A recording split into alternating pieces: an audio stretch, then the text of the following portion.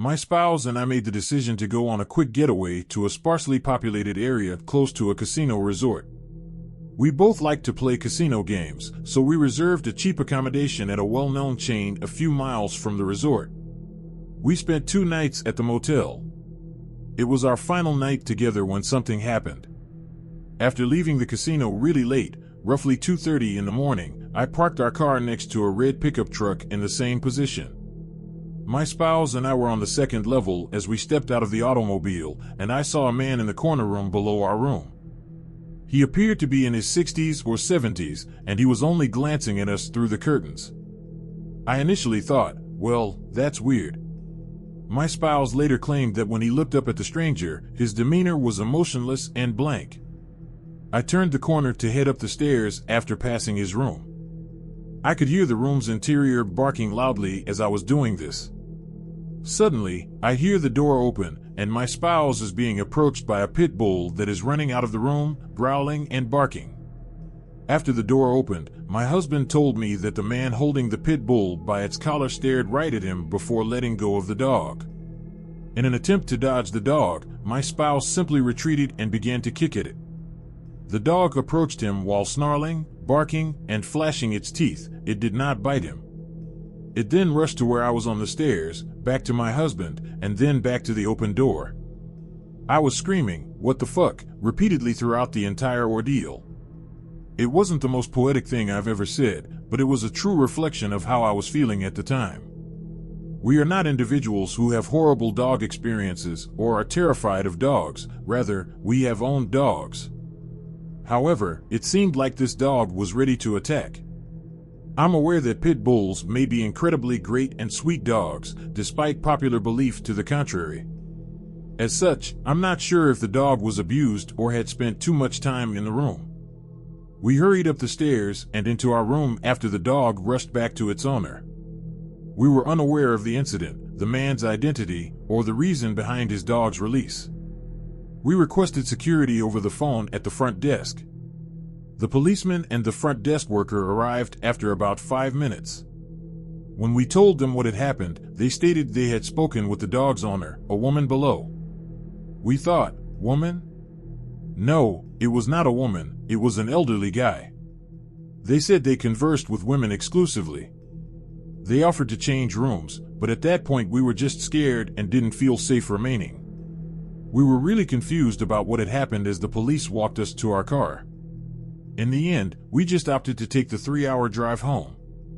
The fact that I didn't ask them what the woman said when they arrived at the door is my biggest regret. All we actually did was tell them what had happened and head out because we were so intent on leaving. I'm not sure if the elderly man we saw had a mental illness. I know we won't be going back there for a very long time, but maybe they were upset with us for some reason or just wanted to frighten some folks.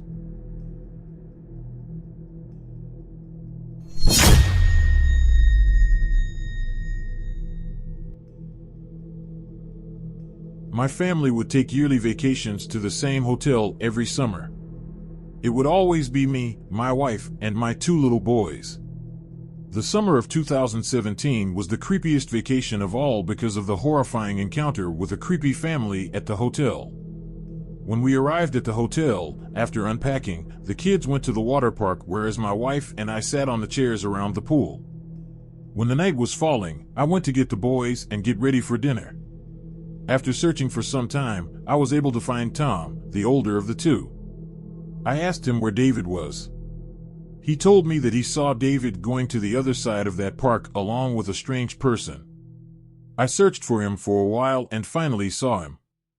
He was in the back corner of the park, where a few chairs were set up, talking to a small boy who looked about his age. Sitting in the chairs next to him was a strange couple that seemed to be the boy's parents.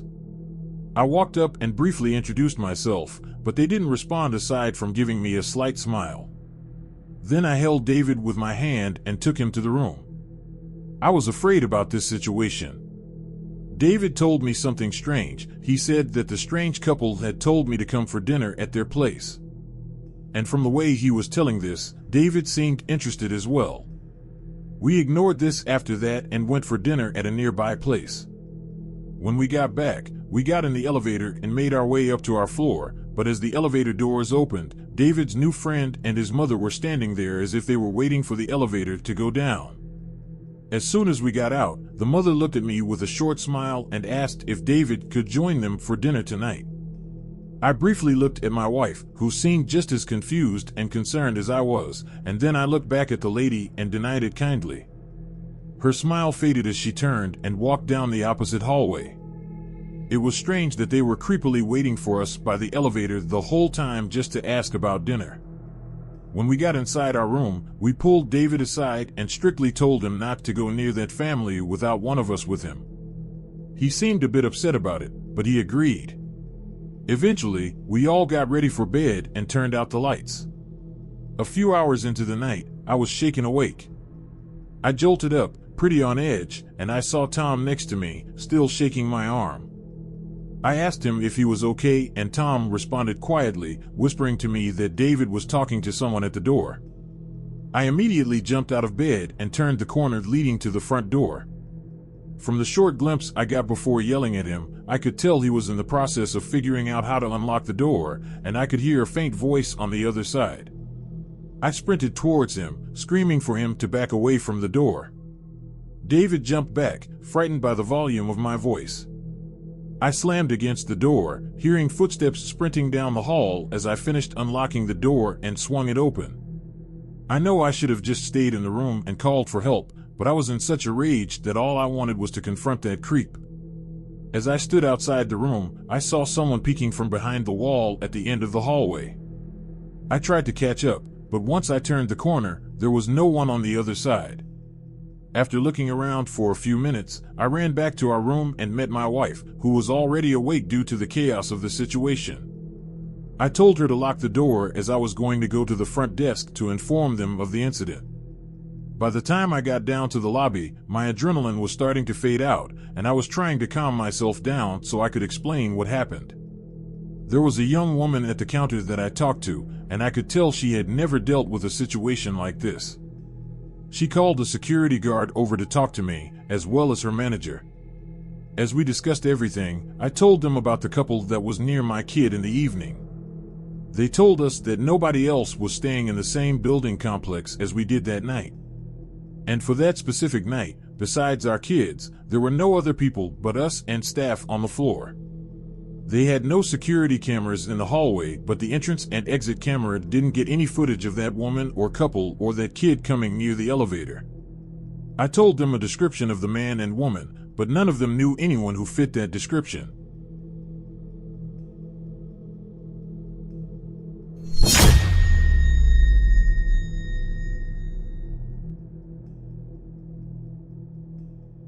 In my late 20s, I worked as a security guard at a large hotel in my town. I didn't want that job, but it paid me way better than most of the jobs nearby that I actually wanted. The only and most annoying part about this job was the scheduling of shifts and the staff that worked with me. But I took care of it nicely. At the time, the hotel was having trouble with lack of staff to cover shifts, so my schedule would be mornings, evenings, or overnights all randomly throughout the week. It made it really hard to even sleep sometimes, but again, I liked the money. Anyways, I was working a late evening shift this night and was at the front desk talking to two of my coworkers. My shift used to end at 12 and it was around 11 when I was just passing time with my colleague. In the middle of our conversation, the phone in front of me, on the desk, rang. It wasn't a usual time of phone ringing. We looked at each other and I checked the number. It was from one of the rooms in the hotel. I picked the phone up and asked how I could help them. For a few seconds, no one spoke and suddenly a man started speaking and the man said that he was really worried about something happening in one of the rooms. I asked him what he meant and he frantically responded, telling me to come up quick because he was getting really nervous. I checked the room number on the phone, then told him I would send the security up as soon as possible. And by security, I was referring to myself. When I put the phone down, I quickly explained the strange nature of the call to my coworkers, then headed to the elevators and went to the mid-level floor where the caller's room was located. There was a really strange sense of absolute silence when I was walking down the hallway.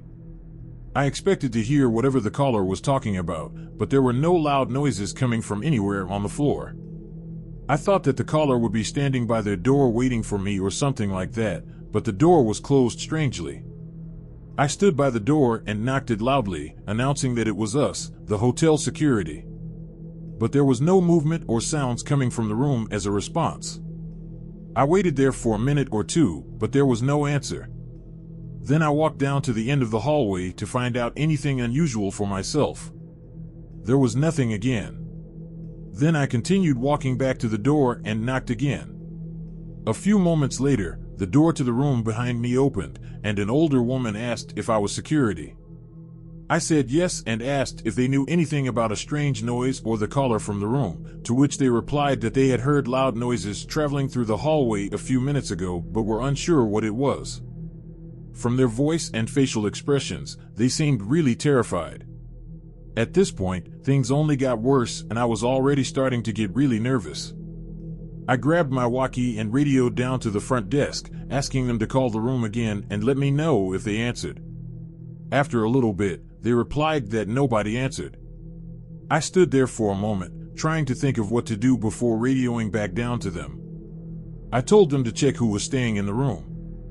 After waiting for what felt like forever, they finally got back to me, saying that the room didn't get booked for about a month. Even more confused, I took out my security key card and opened the door since nobody was supposed to be there. The room looked dusty and unused, as far as I could tell. I searched every corner of that room but didn't find anything. Then I walked over to the phone. I turned it over and got the serial number on it. Then I went back down to the lobby where my desk was and checked the security records for timestamps of calls that had been made from that room. Sure enough, there was a record of an active call having been made from this room to the front desk, the one that I had answered about 15 minutes ago. As I was looking at the records, the phone rang again. I stepped back out of fear and then picked the phone after it had been ringing for a while. I didn't speak, and after about 10 seconds, someone started breathing heavily on the phone, and then whoever it was started laughing like a maniac. I dropped the phone and reported the incident. Obviously, the hotel didn't record the calls or anything, so all I was able to confirm was that someone was in that vacant room without permission. This ended up becoming a bigger investigation over the coming days, as the next morning, one of the guests staying in a room on that floor was reported missing by a family member staying in a separate room. The security footage of all the entrances and exits were reviewed, and the missing person was last seen leaving the hotel alone a couple of hours prior to the call that I had received. It's still unclear if the two incidents were connected or not, but it's definitely a really strange situation. I don't know how the caller got access to that phone or who they were, but personally, I believe that the reason they called seemed to add up with someone getting forcefully kidnapped based on their brief description. The person behind the mystery call was never identified, and as of right now, the missing person still has not been found.